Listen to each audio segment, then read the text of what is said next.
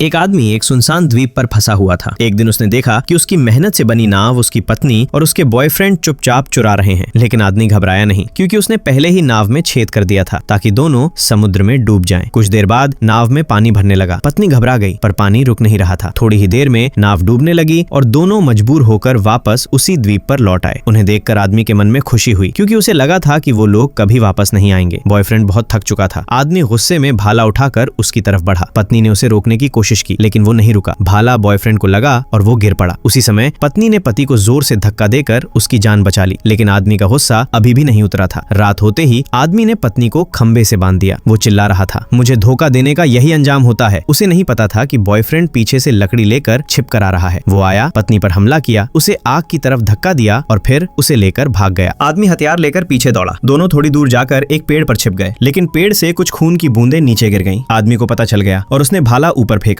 Boyfriend बचने की कोशिश में नीचे गिर पड़ा। आदमी पत्नी को मारने वाला था, तभी पत्नी उस पर कूदकर उससे लड़ने लगी। दोनों में झगड़ा हो रहा था कि तभी ऊपर अटका हुआ भाला गिरा और बॉयफ्रेंड की वहीं मौत हो गई। पत्नी अकेली उसी झोपड़ी में रहने लगी। कुछ दिनों बाद मछुआरों का एक समूह वहां पहुंचा। उन्होंने लड़की को अकेला देखा और कहा, हमारे साथ चलो। वो मान गई और जाते समय अपने पति का फोन भी साथ ले गई। उसी समय पति समुद्र से मछली लेकर बाहर आया। उसने पत्नी को जाते हुए देखा और चिल्लाया, मुझे भी साथ ले चलो। लेकिन पत्नी ने उसे अनदेखा किया और उसे उसी सुनसान द्वीप पर हमेशा के लिए छोड़कर चली गई।